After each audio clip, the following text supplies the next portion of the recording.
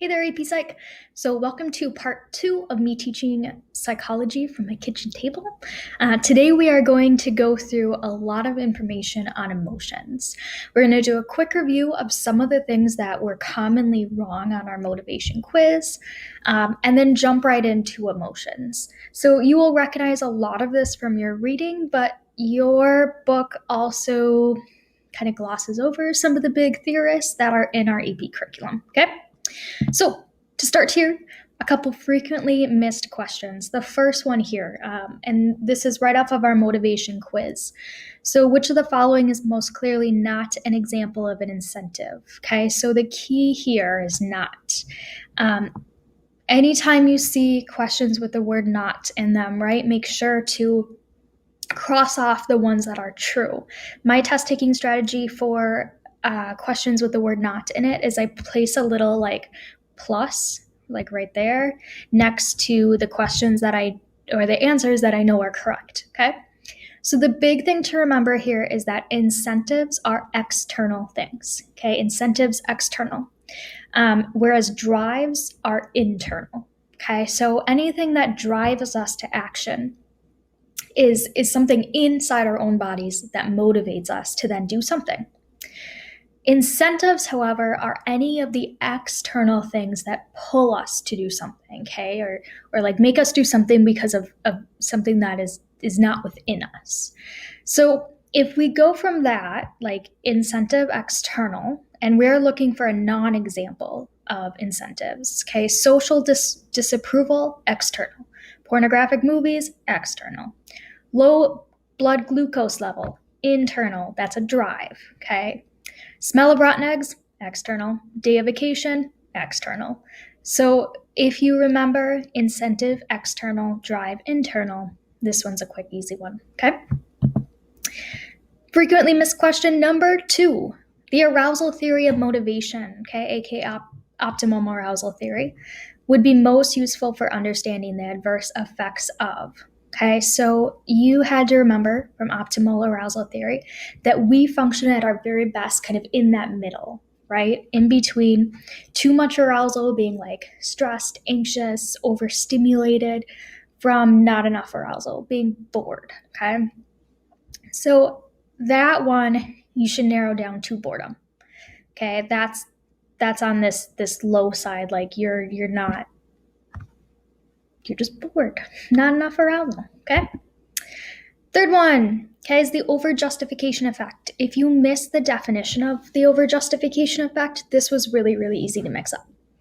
So Elizabeth finds psych extremely interesting, but is now less interested in it when she's taking an AP class, rather than just reading about it herself. Okay, this illustrates that overjustification effect. It's just the definition of that effect here that it's testing.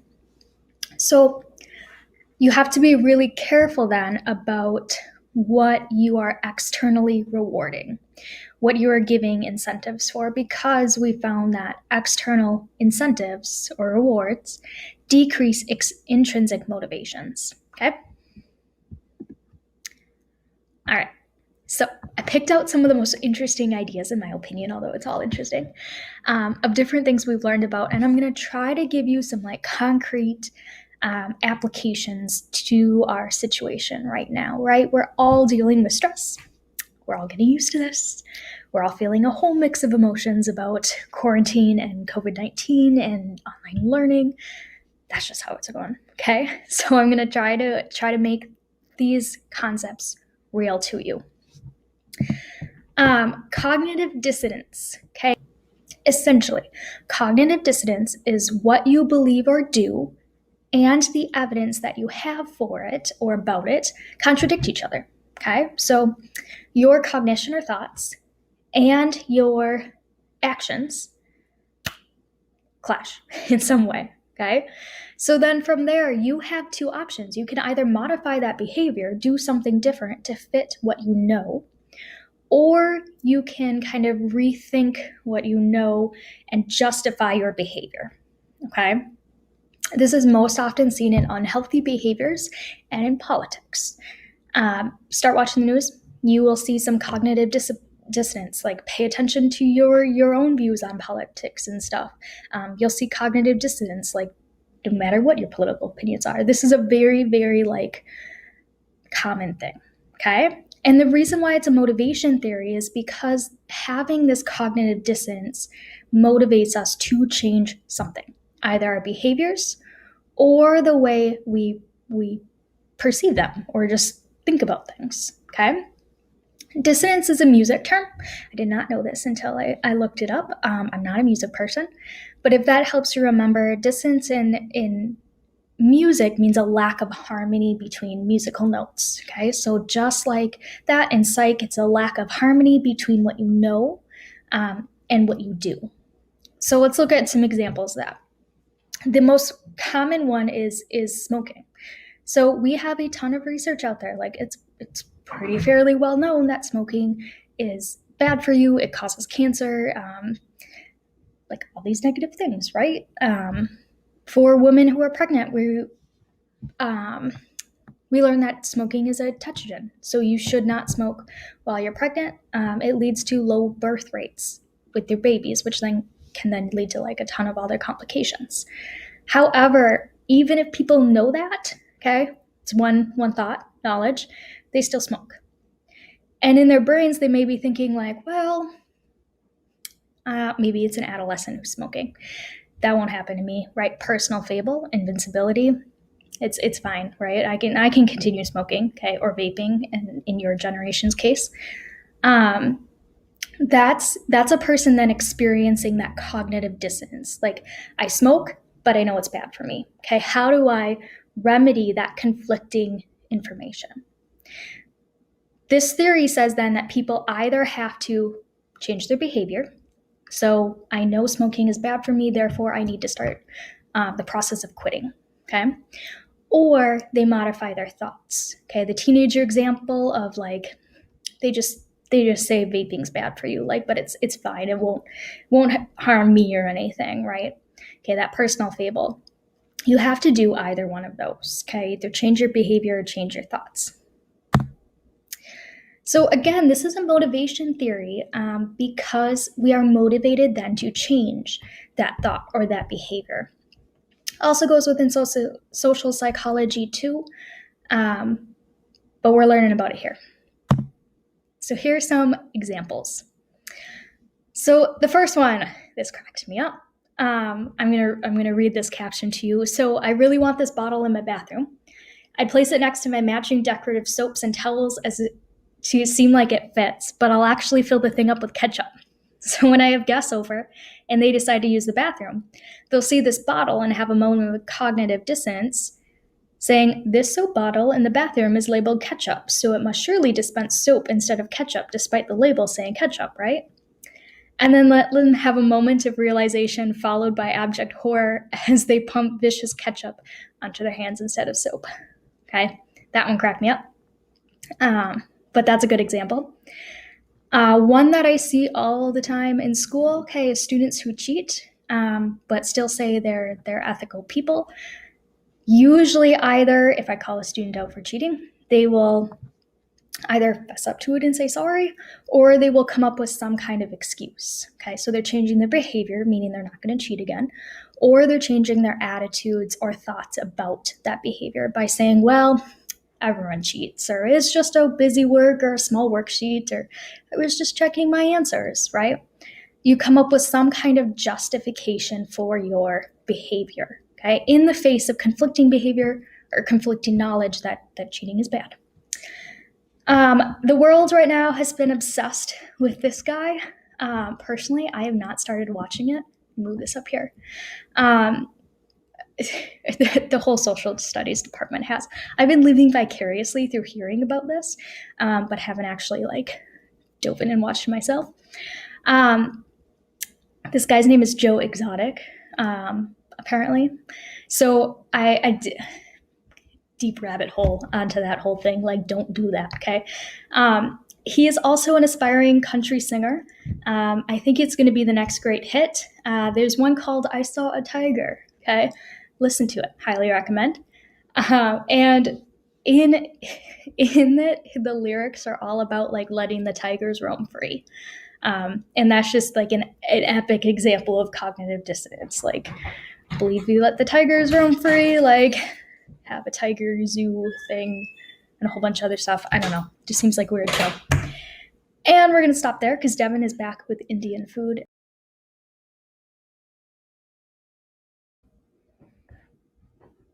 All right, I'm back.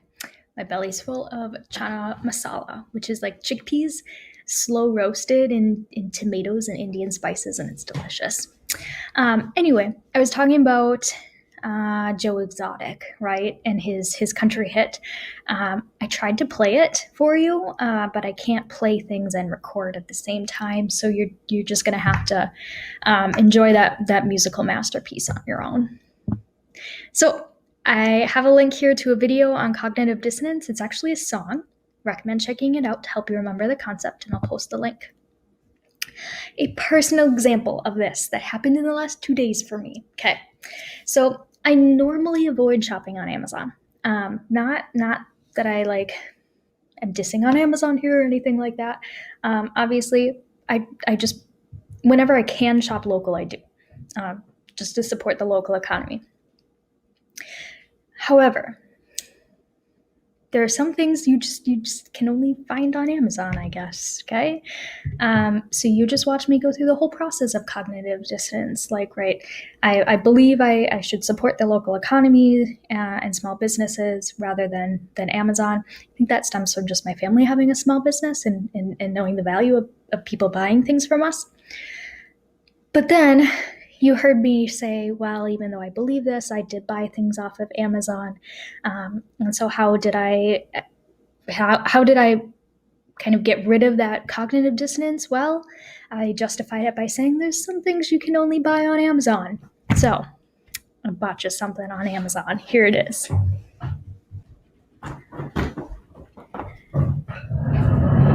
It is our very own Bozo Clown.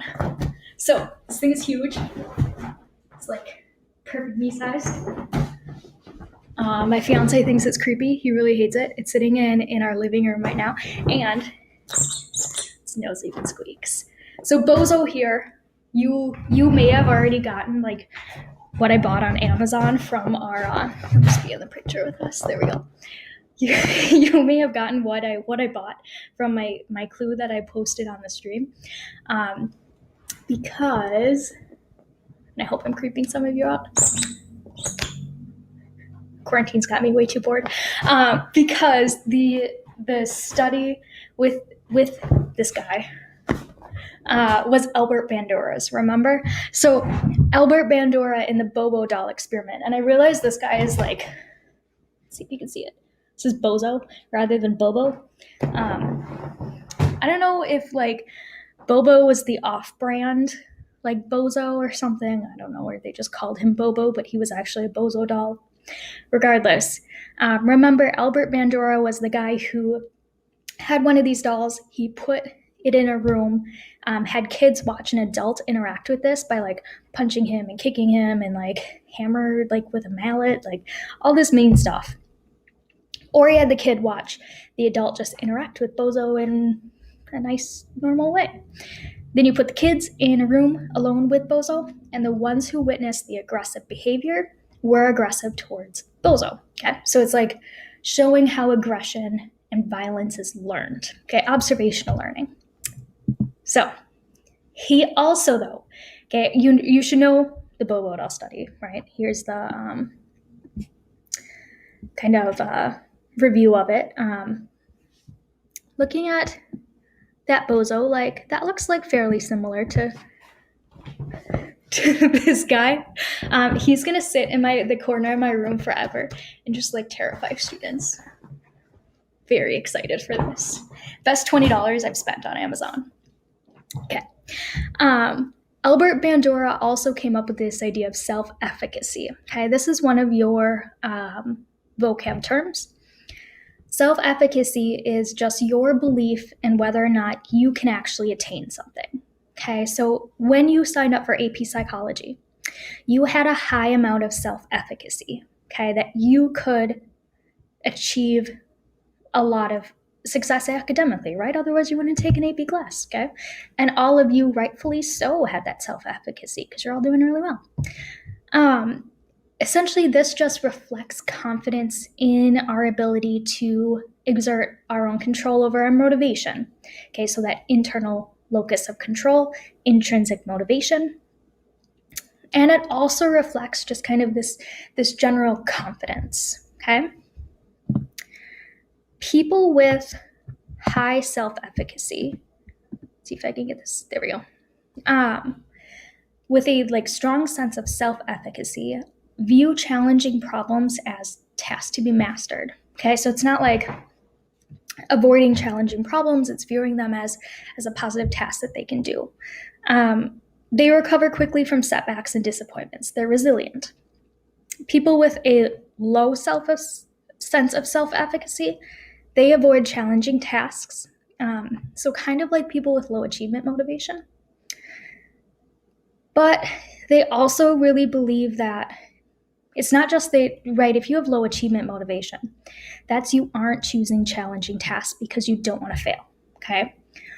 People with low self-efficacy avoid those challenging tasks because they genuinely don't think they can do it, okay? They have that low self-confidence in a sense. They more closely dwell on the negatives than the positives, and they quickly lose confidence in personal abilities. And that can lead to learned helplessness. Okay, so a lot there. If you are a person, let's see. Okay, if you're a person with high achievement motivation and a high sense of self-efficacy, then you are, in my family's words, kicking butt and taking names. Okay, you're doing really well. You're ready to tackle school or the workforce or whatever you are in, and you know and think you're going to do well. Okay. Self-efficacy is something we can foster. If you feel like you have a low sense of self-efficacy, it's something you can build. Like you're not set into it. Okay. Elementary school teachers especially work with young children to develop that sense of self-efficacy. Okay.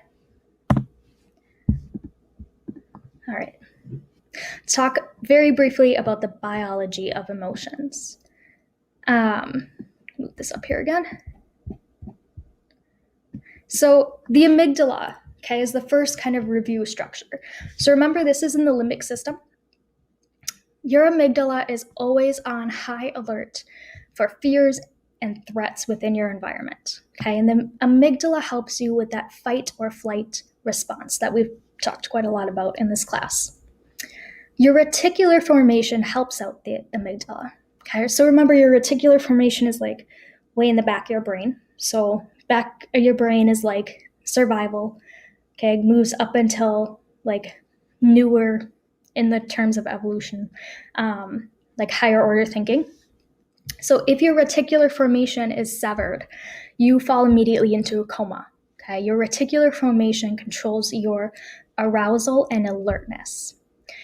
So it works with the thalamus, okay, because remember the thalamus is always is the relayer of the messages, right? It gets the messages and it sends them elsewhere.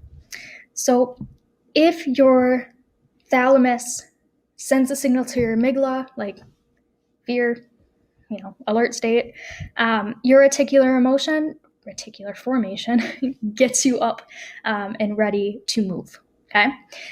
So if you've ever been awoken or startled at night from a loud noise or something, that is thanks to your reticular formation.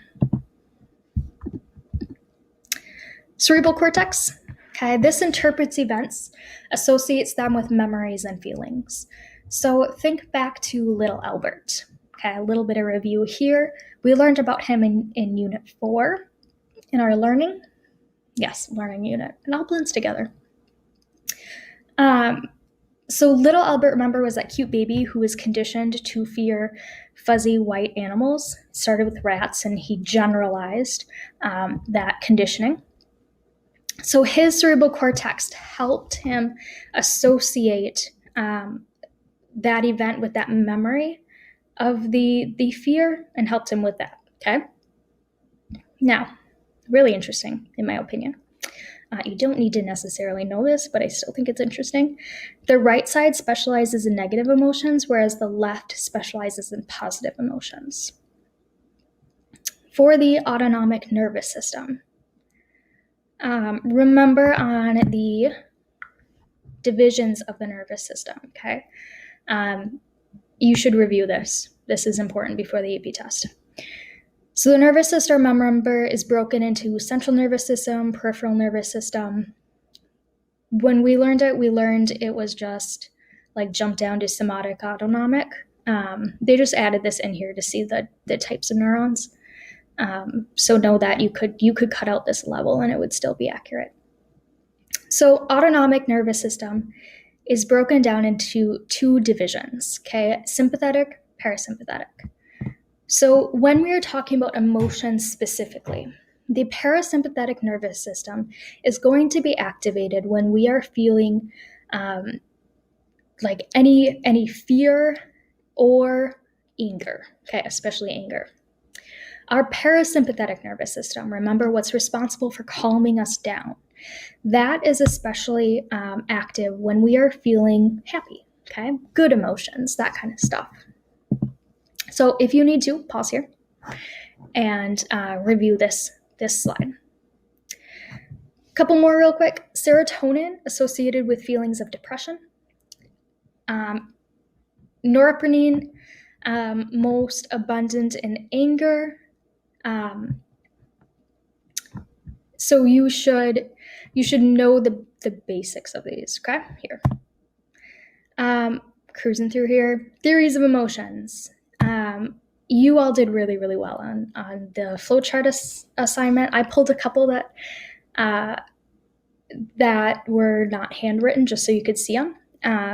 But again, all of you did really, really well on this. And the key here for knowing these is just going to be retrieving the concept map or the flow chart that you made fairly often so you remember the differences between these, okay? So if we are looking at, for example, a test unit study 4, this was a really good example. The definition there, you interpret your physical feelings, okay? Though the physical side of emotion then produces the cognitive side of emotion, okay? So because of that stimulus, you feel nervous, stomach pain. Some of you may have experienced that. And then because of that, you experience the stress, the emotion, okay? Cannon-Bard theory, you experience them at the same time. They go together. And then the two-factor theory, okay? This one is really interesting because it adds in the idea of cognition, okay? So it's not just about like our physiological responses and then our emotion. You also have a cognitive side of it, okay? Thinking.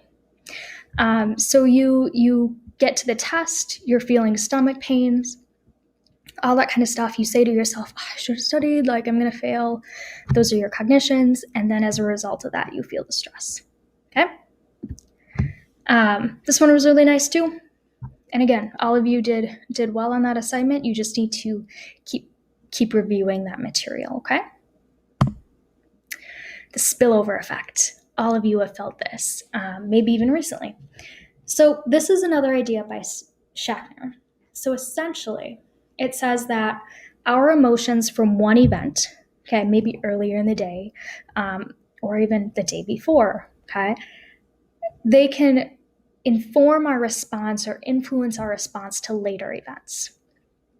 So let's do a few examples here. All of you have probably had a difficult day at school. Right? This part of life. And then when you come home, maybe you've been extra crabby towards your parents, okay? Or maybe you didn't even interact with your parents at all.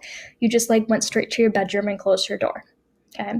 You experienced the spillover effect where your emotions from an event previously in the day, or just maybe the whole day in general, that's just the whole day was like meh to you. I don't know. It then influenced your choices and your behavior later. There was a fairly recent study that came out about kids in school. And all of us researchers were like, duh, but it's important nonetheless.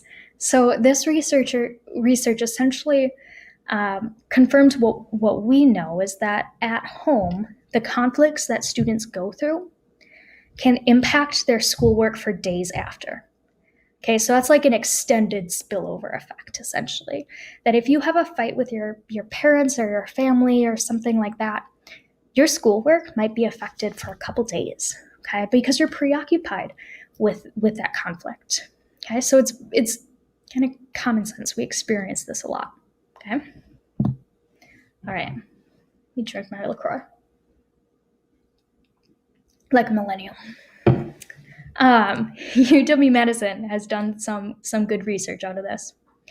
So they essentially showed that your prefrontal cortex, which deals with executive functioning, management of emotions, like all of those kind of higher level stuff, plays a large role within the spillover effect. So spillover effect is usually negative. Okay, like your negative emotions are more likely to spill over and ruin the rest of your day than positive emotions. Okay. This happens a lot in teaching, that if I have like a really, really good morning and then I have a couple incidences in the afternoon that aren't so pleasant, when I get home, I'm more likely to be crabby because that like negative stuff spills over more than the positive stuff. Okay.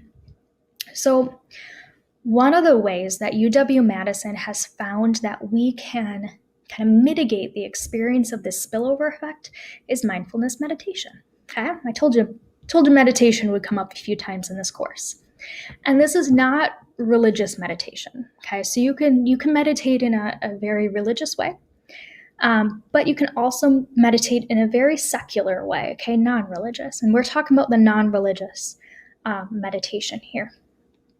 So essentially what meditation does, what we know about the science of meditation, is that it helps strengthen our connections between our prefrontal cortex and our amygdala, okay, which is amazing. Like, it helps us regulate our emotions even when we're not meditating, okay, which is really, really cool. All right, another thing, the feel-good, do-good phenomenon. So what the definition of this one says is that you're more likely to help other people when you're already in a good mood. Okay, so Salvation Army, that's a good one.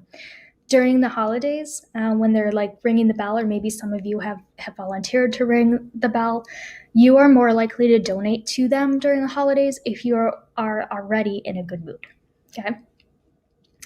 You're also more likely to donate during the holidays anyway, because that's a cultural phenomenon. Like, we're supposed to be more generous around that area. So a little bit of sociology plays into that too.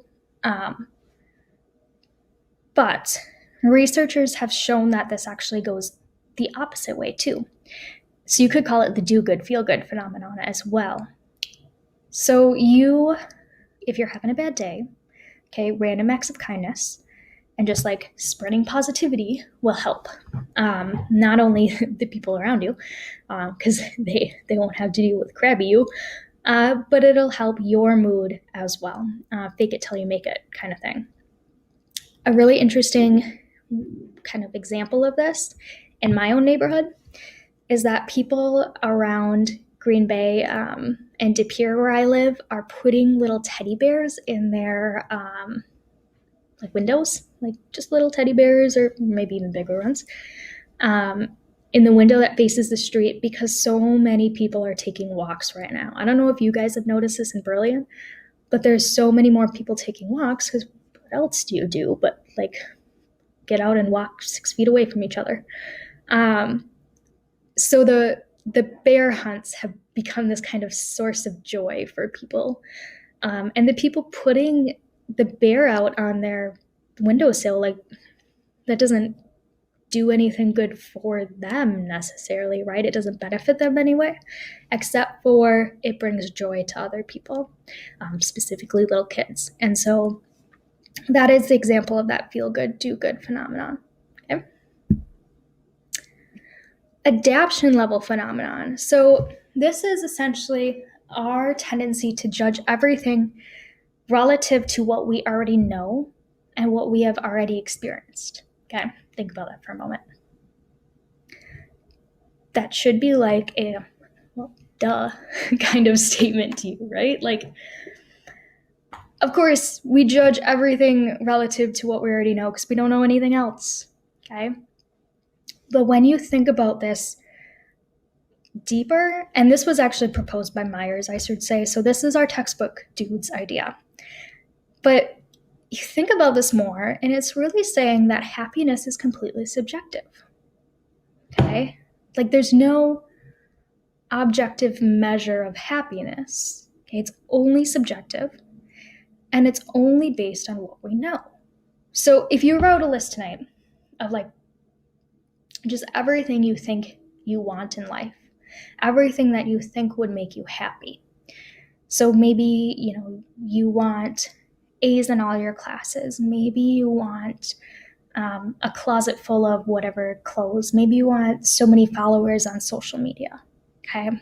If you made a list of all of that and then woke up tomorrow magically with all of those things, you'd be so happy, right? You have everything you wanted. Okay, adaptation level phenomenon though, an implication of that is that after about, 3 weeks maybe, or so of living like that with everything that we ever wanted, we'd get used to it. That's all we would know, okay? And then it wouldn't matter anymore that we had those things. We would start wanting something else, okay? So essentially our lives are this cycle of wanting, fulfilling, and then wanting again. Okay, so we got a little philosophy here. So happiness again is shifting. It's subjective. It's dependent on our past experiences. Okay. Now this goes the other way too, though. It also means that we get used to new and maybe not so pleasant experiences very quickly, because quickly that becomes like all we know again, and it's all of a sudden like, oh, this is just the new normal. Okay. So for this online learning, for example, adaptation level phenomenon like says we will get used to this. It'll become kind of our normal for as long as it needs to be. We will make do, we'll make the best out of it. And then when we go back to school, eventually we'll have to readjust all over again, right? That's okay. Humans are extremely adaptable, and that's one of our strengths. That's kind of a beautiful thing about being human, is that we're really adaptable. All right, the tend and befriend response. This is also kind of a cool part of being human. So there's an emotional response that goes along with the fight or flight. Okay, traditionally we think of like, okay, a stressor comes in and our amygdala responds, our brain responds, like our sympathetic nervous system gets us going, and then we're either gonna fight or we're gonna flight, run away, right? A 15-page paper comes your way in freshman year of college. Okay, that's going to happen. You perceive that as a stressor. Maybe you don't have the self-efficacy built to see that as a challenge that you can rise to. So you feel a lot of stress. Okay, fight or flight, I can either like fight through this paper, like, try my very best, plug away at it, just try. I can like flight, I can avoid it until the very last minute possible, and then struggle with it. Or the other option, researchers say, is the tend and befriend response. Okay, you can reach out to others, maybe your professor, and try to like get help from others to deal with that stressor. Okay, and that's not like a perfect response, but hopefully that makes it a little more concrete. Essentially, it's an emotional response that goes along with fight or flight. So in the face of stress, we either reach out to others that befriend, or we take care of our kids. Okay, we go all mama bear. If we have our kids, if you've ever been around a bear, if there's like baby cub, you do not approach the baby cub because the mother's close by. And that's when you're in danger of being mauled by a bear, right? Okay, tend and befriend. Originally, the researchers said that women were more likely to tend and befriend in response to stressors, whereas men were more likely to fight or flight in response to stressors. That's highly debated. This research, Tend to Befriend, is relatively new. It came out in the year 2000. But whether or not there's a biological piece to like women tending and befriending more, men fighting or flighting more, or if that's just a culturally conditioned thing within American society, still up for debate. All right. How to apply this to our current situation? You are faced with a stressor, okay, with COVID-19 and with online learning. You need to befriend here, okay? Reach out to others for social support. Flight, not doing schoolwork, avoiding others. Fight, rebelling against social distancing, like still going out with friends, being argumentative or difficult with your teachers or your parents especially. Neither of those are going to help you here. Okay, and that doesn't help your mental health. You need to tend and befriend here. You got to reach out to others and seek social support right now. Okay. All right, a couple more things. We talked about 3 emotional theories. We've got 2 more kind of ways of looking at emotion. Ledoux is one of our key people. He technically worked with Zajonc. I always say it wrong. But his name gets all the credit. It's kind of one of those sad situations, okay? Lazarus is the other person. So Ledoux here, he said essentially simple emotions, okay? Like very basic emotions like fear, especially, or like anger, especially, okay? Like a very basic emotions happen without our conscious appraisal. So appraisal meaning thinking about it, thinking about what it means, and then deciding on your emotions. So if I see a bear cub coming my way, okay, I can appraise that in 2 different ways. I can either appraise it as a threat because I know mama bear is nearby, or I can appraise it as like an interesting phenomenon, a cute little bear, right? Okay, that's appraisal, what I think about a situation. He essentially says that emotions that are simpler happen without even our cognition. Okay, they completely bypass our thinking brain to begin with. So we feel before we even think. Brain research does support the idea for fear, okay? So we actually have neural pathways that go straight from our eyes to our thalamus to our amygdala and don't even really interact with the thinking parts of our brain, okay? I kind of liken it to reflexes too. Remember we talked about spinal cord reflexes in the biology-ish unit, right? Where if you touch a hot pan, you're immediately going to pull your hand back, right? It never even makes it to your brain. You don't have to think about it. Okay, it's a reflex initiated by the spinal cord. So it's kind of like that. Lazarus looked instead at complex emotions. So for complex emotions like guilt, happiness, sadness, that kind of stuff, the way we appraise an event is important to how we respond to it. Okay, so Lazarus looked at Ledoux and said, well, look, if we don't have any conscious thinking about something and like we don't have that appraisal, how do we know what we're even reacting to? Like he essentially said, your theory makes no sense. But he was looking at complex emotions, whereas Ledoux is more about simpler emotions. Okay, so that's an important distinction. One of the ways to kind of think about this Richard Lazarus, okay, his theory is technically called cognitive appraisal theory. Okay, so to figure out what emotion we're going to feel, we need to cognitively appraise it.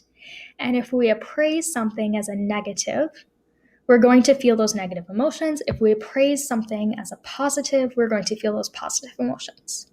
Okay, even if it's the same thing. So you can perceive, two people can be having the same stressor, but one sees it as a positive and one sees it as negative. And Lazarus would say that is because one person is appraising it in a more positive way, and one person is appraising that same stressor in a more negative way. Okay? One of the ways, very practical ways you can think about cognitive appraisal theory is to flip your thinking in your own life. So I use this a lot. I had a mentor when I was student teaching who always told her kids, you never say you're stressed. You say you're feeling pressure. Okay? Now I still use the word stress, but I do like her thinking on this. So she says stress is a negative thing. Okay, and we do experience stress, but more often than not, we're not experiencing really negative stress. We're just experiencing pressure. Okay, pressure to do well in school, pressure to get an A on a test, etc. So I like this little saying when I am feeling pressure, and I'll say, I am feeling pressure about online classes. Okay, so you're acknowledging that stress. But then you need to flip your thinking, cognitively appraise the situation differently.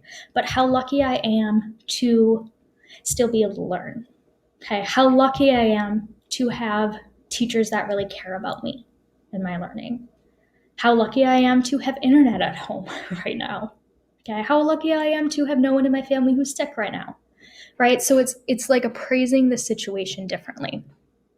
And those flips in thinking about the same event can it's almost like sometimes a physical relief. It's like a lift off your shoulders, like you're just thinking about things differently, and that really, really helps. Okay, so try using that sentence a few times this week, and if it helps you, let me know. Okay, all right, if you want to pause this right here, go ahead. This is kind of just an overview of the theories.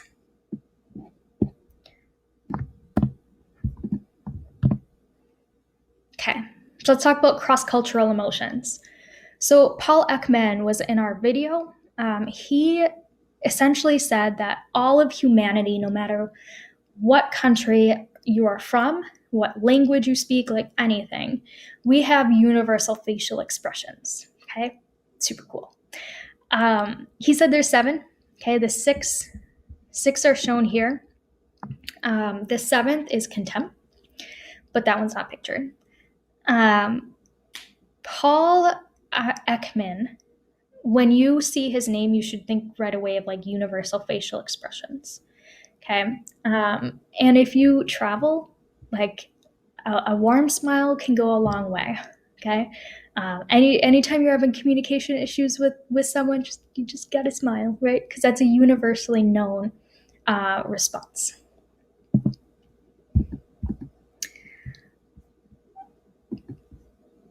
The facial feedback hypothesis.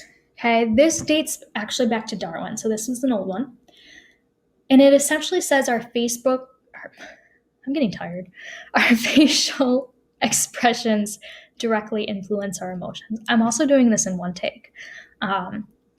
Too stubborn to do it twice. So our facial expressions directly influence our emotions. So I just have to share this one with you because it's kind of comical. This is the study that figured this one out. So Strack and colleagues made participants smile by holding a pen in their teeth or by pouting by holding it between their lips. Although the participants were not aware of these pen-induced facial expressions, okay, so they didn't even realize they were being literally forced to smile by holding a pen in their mouth. Those who held the pen between their teeth or were smiling found the cartoons that the researchers showed them to be significantly funnier than did the ones who held the pen between their lips in this pouting face. Okay? So forcing someone to make a smiling motion with their muscles literally makes them happier. Okay, the participants weren't even aware that they were either smiling or pouting because of how they were holding the pencil in their mouth. I think that would be an interesting study to observe. So the key here is just keep smiling, right? Doesn't matter how you feel, just smile. You're gonna feel automatically better. I remember after freshman orientation for my students, the first night I was meeting all my freshmen, I smiled so much my cheeks hurt the next day, right?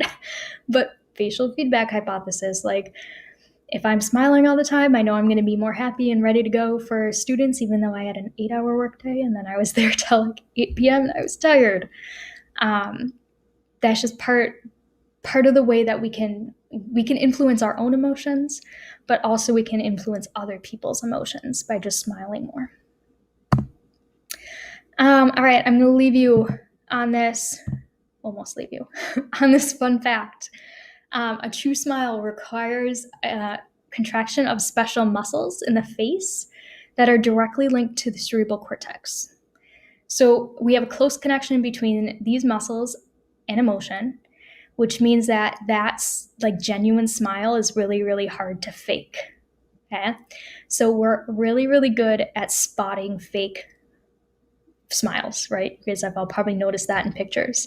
And it's really, really hard to fake a genuine smile, which is pretty interesting. All right, tomorrow, 2 p.m. is going to be our optional Q&A session. So I realize that not everyone may be able to make that, especially as you guys have all expressed your work schedules has shifted. You've got all sorts of stuff going on in your life, but 2 p.m. I will be on Google Meet. You can pop in, ask me questions. We can talk about some changes that I've made to reading schedule, like questions you have from the reading, check in with each other, all that kind of stuff. Okay, so I'll send you a link to that hangout later. All right, have a good night, everyone. Bozo says goodbye.